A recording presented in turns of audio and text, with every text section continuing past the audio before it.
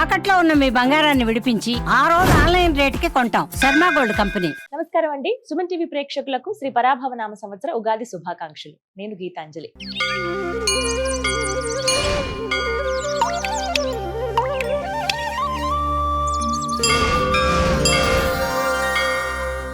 మరి ఈ సంవత్సరం ద్వాదశ రాసుల ఫలితాలు ఏ విధంగా ఉన్నాయో తెలుసుకుందాం. వివరించేందుకు మనతో పాటు ఉన్నారు శ్రీచక్రపీఠం వ్యవస్థాపకులు, ప్రముఖ జ్యోతిష్య పండితులు బ్రహ్మశ్రీ ప్రదీప్ జోషి గురువు గారు. వారితో మాట్లాడదాం. గురుగారు నమస్కారం అండి. శ్రీ గురుభ్యో నమః.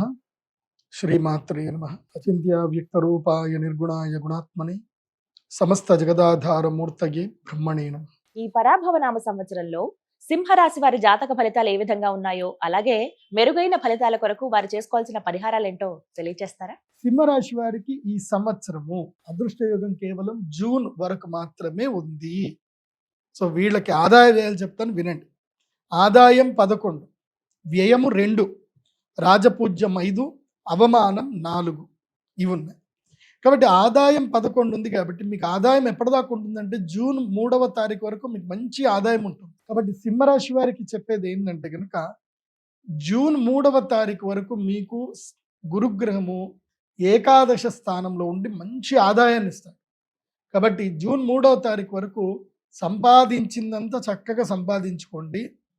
తరువాత అప్పులు మొత్తం తీర్చేయమని చెప్తాను. మీకు వచ్చే సంవత్సరము జూలై వరకు జూలై కూడా కాదు, ఇంకా 2028 జూలై వరకు మీకు గుడ్ టైం లేదు. జూన్ వరకే గుడ్ టైం. ఆ తర్వాత మళ్ళీ 2 సంవత్సరాల వరకు గుడ్ టైం లేదు. శని కూడా మీకు ఎక్కడున్నాడు? అష్టమ శని ఉన్నాడు మీకు. సో అష్టమ శని కూడా ఇబ్బందులు పెడతాడండోయ్, చాలా ఇబ్బందులు పెడతాడు. సింహ, కన్య, తుల, వృశ్చిక, ధనస్సు, మకరం, కుంభం, మీనం. సో అష్టమ శని ఏం చేస్తాడు అంటే భాగ్య నష్టం చేస్తాడు, తండ్రికి ఆరోగ్య భంగం చేస్తాడు, చాలా ఇబ్బందులు పెడతాడండోయ్. కాబట్టి సింహరాశి వారు అప్రమత్తంగా ఉండాలి. దూర ప్రయాణాలు చేయకూడదు. అది కాకుండా సప్తమ రాహు ఉన్నాడు కదా, లవ్ స్టోరీలన్నీ నాశనం చేస్తాడు. మీరు ఎవరినైతే ప్రేమిస్తున్నారో వాళ్ళకి మీకు గొడవలు అవుతాయి. మెయిన్ ఆ కర్ణపిశాచితోటే. ఈ మధ్య ఆ కర్ణపిశాచి చాలా మంచి ఇన్వాల్వ్మెంట్ అయిపోతుంది. మీరు ఎవరికి ఫోన్ చేసినా, ఎవరో మీకు మెసేజ్లు పెట్టినా, అది అసలు ఒకప్పుడు విడిపోవడానికి ఆస్కారానికి దేవుడు ఎవరినో మనుషులు పంపించేవాడు శనిగ్రహం. ఇప్పుడు అట్లా లేదు. కర్ణపిశాచాలు మిమ్మల్ని విడగొట్టడానికి, మీకు బ్రేకప్ చేయించడానికి. కాబట్టి బంధు సౌఖ్యం ఉండదు, కళత్ర సౌఖ్యం నష్టం ఉంటుంది, కళత్ర నష్టం ఉంటుంది. భార్యాభర్తలు విడిపోతారు, కోట్ల చుట్టూ తిరగాల్సి వస్తుంది. సో అష్టమ శని ఇబ్బంది పెడతాడు. కాబట్టి సింహరాశి వారికి ఈ సంవత్సరము కష్టాలు విపరీతంగా ఉంటాయి. కాబట్టి జూన్ వరకు ఏదైనా సెట్ చేసుకోండి. జూన్ తర్వాత ఒక నియమం పెట్టుకోండి. ఏంటంటే తెలీదు, గుర్తులేదు, మర్చిపోయా. ఈ డైలాగులు బాగా గుర్తుపెట్టుకోండి. ఎవరైనా డబ్బులు అడిగారు, మిమ్మల్ని డబ్బులు వచ్చి అడిగారు, ఏదైనా చేస్తున్నారు, మిమ్మల్ని ఫ్రెండ్స్ ఏదైనా సలహా అడిగారు, తెలియదు అని చెప్పండి, లేదా గుర్తులేదని చెప్పండి, తర్వాత ఆలోచిస్తానని చెప్పండి. నొప్పించక తానొవ్వక తప్పించుకు తిరుగువాడు ధన్యుడు సుమతి. ఈ సంవత్సరము సింహము పడుకోవాలి. ఈ సంవత్సరం పులి రెస్ట్ తీసుకోవాలి, వేటకు వెళ్ళకూడదు. వేటకు వెళితే ఏదైతే నక్కల సమూహం ఉంటుంది కదా, తోడేళ్ల సమూహం చేత సింహము కూడా దెబ్బతింటుంది. కాబట్టి సింహము ఈ సంవత్సరం ఎంత సైలెంట్గా ఉంటే అంత మంచిది. ఈ సంవత్సరం సింహం గర్జించేది లేదు. ఎందుకోసమంటే మీకు ఏకాదశంలో నుంచి జూన్ తర్వాత గురుగ్రహము ద్వాదశంలోకి వస్తాడు. ఖర్చులు పెరుగుతాయి, వ్యయం పెరుగుతుంది. కాబట్టి జూన్ 3వ తారీఖు నుంచి అక్టోబర్ 31 వరకు ఖర్చులు ఏమైతే ఉంటాయో, అప్పులు ఏమైనా ఉంటే తీర్చేయండి, సెటిల్మెంట్స్ ఏమైనా ఉంటే చేసుకోండి. ఎవరికైనా ఏమైనా ఇవ్వాలి అనుకుంటే ఇచ్చేసేయండి. ఖర్చులు అయిపోతాయి, పోతాయి కూడా, డబ్బులు పోతాయి. కాబట్టి అనుభవించండి అని చెప్తాను. జూన్ నుంచి అక్టోబర్ 31 వరకు లైఫ్ని ఎంజాయ్ చేయండి. ఎంత వీలైతే అంత ఖర్చు పెట్టండి. మంచిగా టూర్లు ఎటు తిరగాలన్నా అటు తిరగండి, భోగాలు అనుభవించండి. వ్యయంలో గురువు వచ్చినప్పుడు భోగాలు అనుభవించాలి, ఖర్చులు పెట్టాలి, పెళ్ళిళ్ళు చేసుకోవాలి, పిల్లల పెళ్ళిళ్ళు చేయాలి, ఖర్చులు పెట్టాలి, ఏవైనా సరే సెలబ్రేషన్ చేసుకోవాలి. దాని తర్వాత అక్టోబర్ 31 నుంచి గురుగ్రహము స్వక్షేత్రంలో సింహరాశిలోకి ఎంటర్ అవుతాడు. సింహరాశి లోపలికి ఎంటర్ అయ్యి ఎప్పటి వరకు? జనవరి ఎండింగ్ వరకు, 27వ తారీఖు వరకు ఉంటాడు. కాబట్టి జనవరి 24 వరకు ఉంటాడు. కాబట్టి అప్పుడు ఏం చేయాలంటే సైలెన్స్గా ఉండాలి. మౌన వ్రతం పాటించడమో లేదంటే తీర్థయాత్రలు పోవడమో చేయాలి.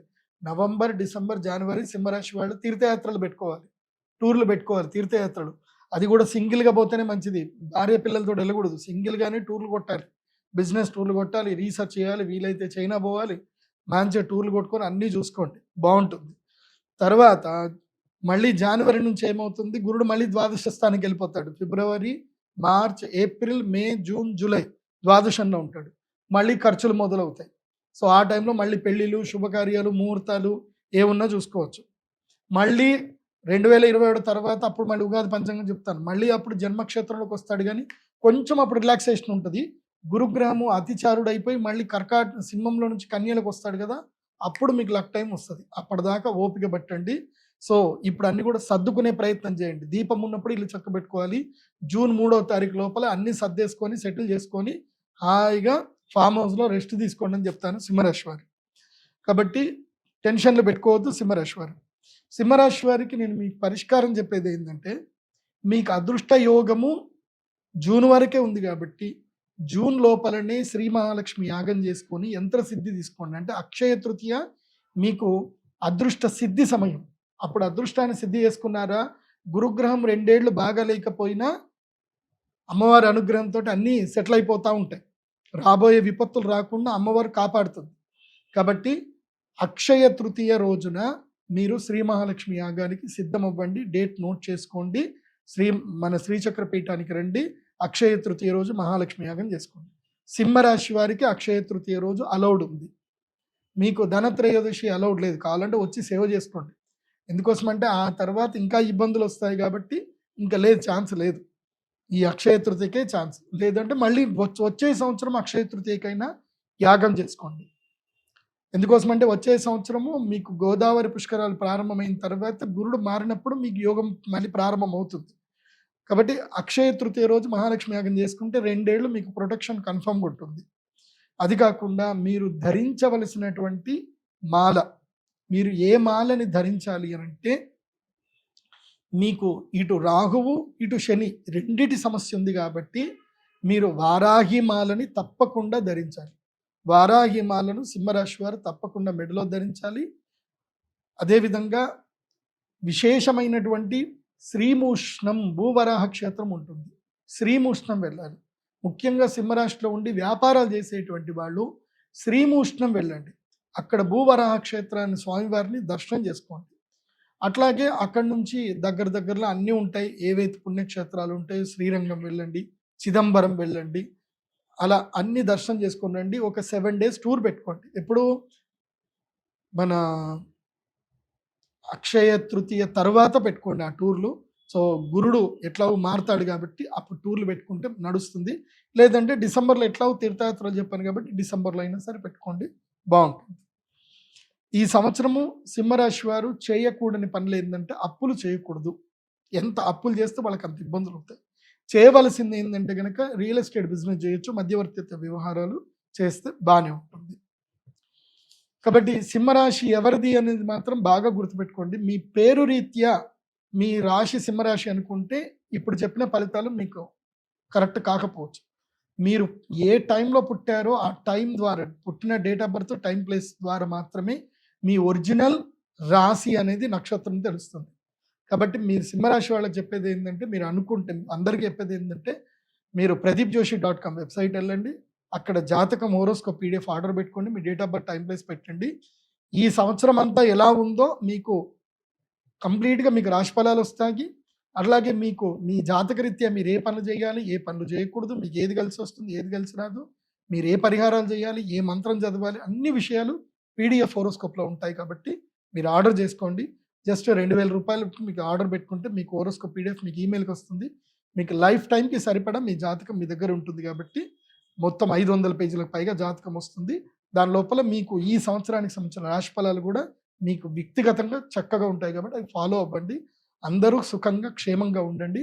సర్వే జన సుఖినో భవంతు. శ్రీమాత్రే నమః.